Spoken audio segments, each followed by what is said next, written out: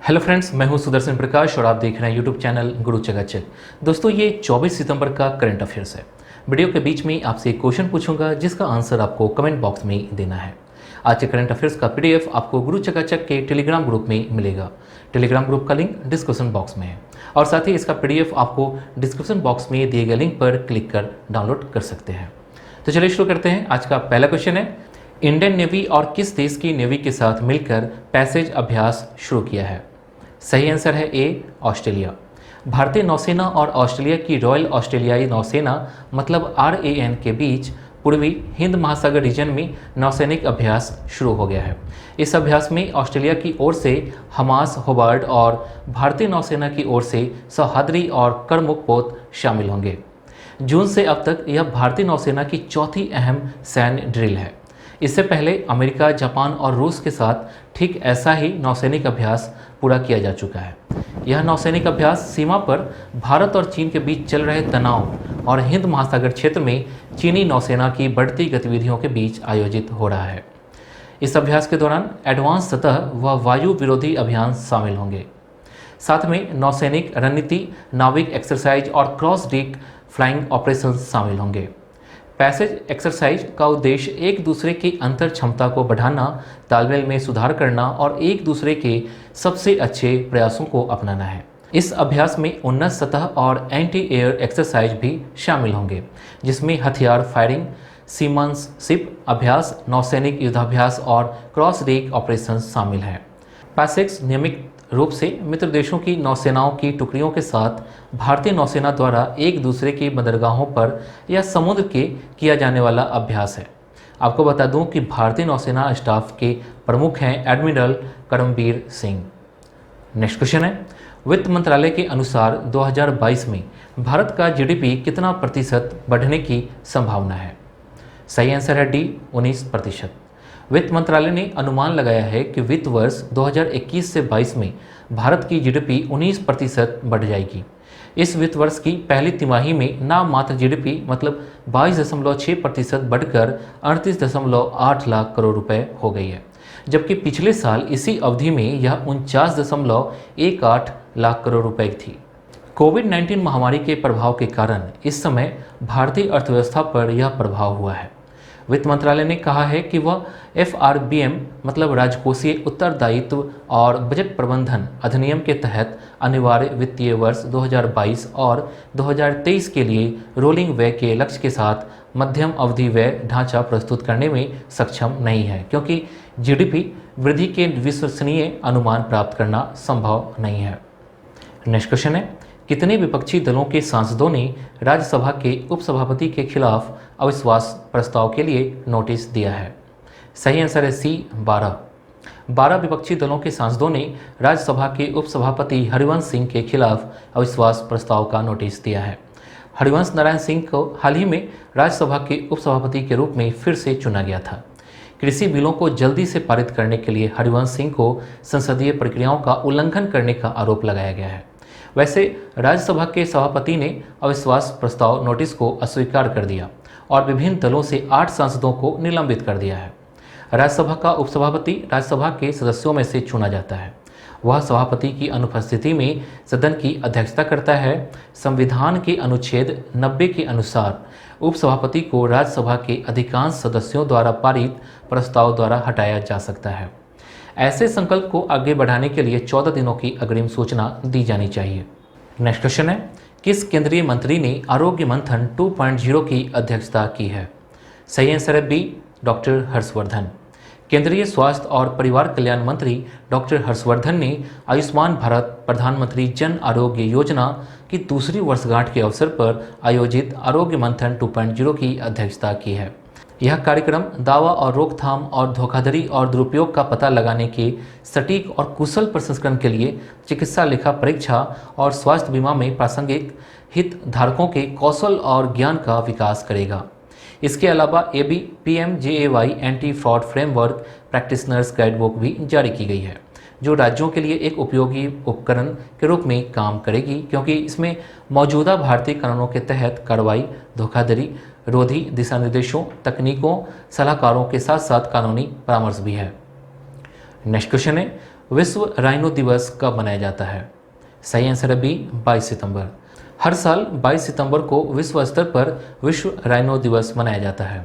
इस दिन राइनो से संबंधित संगठनों, गैर सरकारी संगठनों, चिड़ियाघरों और इससे जुड़े हुए संगठनों को सेलिब्रेट करने का अवसर देता है। इस दिन गैंडों की सभी 5 मौजूदा प्रजातियों के संरक्षण के लिए जागरूकता बढ़ाने के लिए मनाया जाता है। वैसे आपको बता दूं कि ये सभी 5 प्रजातियां black rhino, white rhino, greater one horn rhino, Sumatran rhino, Javan rhino. आइए इस दिवस का इतिहास जानते हैं। विश्व राइनो दिवस की घोषणा पहली बार 2010 में विश्व वन जीव कोष साउथ अफ्रीका के द्वारा की गई थी और इसकी बाद से 2011 इसे इंटरनेशनल लेवल पर मनाया जा रहा है। नेक्स्ट क्वेश्चन है, डेस्टिनेशंस नॉर्थ ईस्ट 2020 फेस्टिवल का अनावरण किसके द्वारा किया गया है? सही आंसर है डी, जितेंद्र सिंह। केंद्रीय मंत्री डॉक्टर जितेंद्र सिंह के द्वारा वीडियो कॉन्फ्रेंस के माध्यम से फेस्टिवल डेस्टिनेशन नॉर्थ ईस्ट 2020 के लोगों और गीत का अनावरण किया गया है। औपचारिक रूप से इस 4 दिवसीय कार्यक्रम का उद्घाटन 27 सितंबर 2020 को गृह मंत्री अमित शाह के द्वारा किया जाना है। यह फेस्टिवल देश के अन्य हिस्सों के लोगों को नॉर्थ ईस्ट की समृद्ध व्यवसाय क्षमता से परिचित कराने में मदद करता है। यह फेस्टिवल पूर्वोत्तर के हस्तशिल्प, हथकरघा, जैविक उत्पादों और सांस्कृतिक मंडलों को बढ़ावा देगा। दोस्तों, आज के क्वेश्चन का आंसर आपको कमेंट बॉक्स में देना है। क्वेश्चन है, प्लासी का युद्ध कब हुआ था? क्वेश्चन है, प्लासी का युद्ध कब हुआ था? 4 ऑप्शन दिए गए हैं जिनमें 21 जून 1757, 22 जून 1757, 23 जून 1757, 24 जून 1757। इनमें से एक ऑप्शन सही है, इसका आंसर आपको कमेंट बॉक्स में देना है। नेक्स्ट क्वेश्चन है, किस राज्य के संगीतकार विभुरंजन चौधरी का निधन हो गया है? सही आंसर है ए, असम। संगीतकार, गायक, गीतकार और अभिनेता विभुरंजन चौधरी का निधन हो गया है। वह असम से थे। वो 71 वर्ष के थे और लंबे समय से कैंसर से ग्रसित थे। नेक्स्ट क्वेश्चन है, किस देश की पूर्व क्रिकेटर एस बार्टी ने गोल्फ क्लब चैंपियनशिप जीती है? सही आंसर है सी, ऑस्ट्रेलिया। विश्व में टॉप रैंकिंग पर काबिज महिला टेनिस संघ मतलब वुमेन्स टेनिस एसोसिएशन की खिलाड़ी और पूर्व क्रिकेट खिलाड़ी एशले बार्टी ने बुक बार्टर गोल्फ क्लब महिला चैंपियनशिप जीतकर अपने खिताबों की सूची में एक और उपलब्धि जोड़ ली है। 24 वर्षीय ऑस्ट्रेलियाई खिलाड़ी जिन्होंने टेनिस से अलग 1 साल के दौरान पेशेवर क्रिकेट खेला और उन्होंने महामारी के कारण अमेरिकी ओपन या रोलैंड गैरोस ने अपने खिताब को बचाने के लिए इसमें हिस्सा नहीं लेने का फैसला किया है। नेक्स्ट क्वेश्चन है, वोल्वो कार इंडिया ने निम्न में से कौन सी सर्विस लॉन्च की है? सही आंसर है B, Volvo car financial service. Volvo car India ने वोल्वो कार फाइनेंशियल सर्विस शुरू की है और इस सर्विस के लिए HDFC बैंक के साथ साझेदारी की है। यह ग्राहकों को आसान फाइनेंस सुविधा उपलब्ध कराने के लिए शुरू किया गया है। आपको बता दूं कि इस सुविधा के अंतर्गत कार की एक्स शोरूम कीमत 100% तक फाइनेंस सुविधा दी जाएगी और साथ ही विशिष्ट शर्तों के तहत कोई चार्ज नहीं लिया जाएगा। नेक्स्ट क्वेश्चन है, सांकेतिक भाषाओं का अंतर्राष्ट्रीय दिवस कब मनाया जाता है? सही आंसर है सी, 23 सितंबर। सांकेतिक भाषाओं का अंतर्राष्ट्रीय दिवस हर साल 23 सितंबर को विश्व स्तर पर मनाया जाता है। यह दिन सांकेतिक भाषाओं पर जागरूकता बढ़ाने और सांकेतिक भाषाओं की स्थिति को मजबूत करने के लिए मनाया जाता है।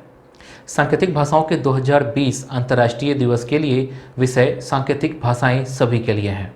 नेक्स्ट क्वेश्चन है, किस देश के पूर्व प्रधानमंत्री जॉन टर्नर का निधन हो गया है?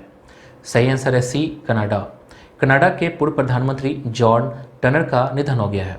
उन्होंने 1984 में केवल 79 दिनों के लिए प्रधानमंत्री के रूप में कार्य किया था, जो कनाडा के इतिहास में प्रधानमंत्री के रूप में दूसरा सबसे छोटा कार्यकाल है।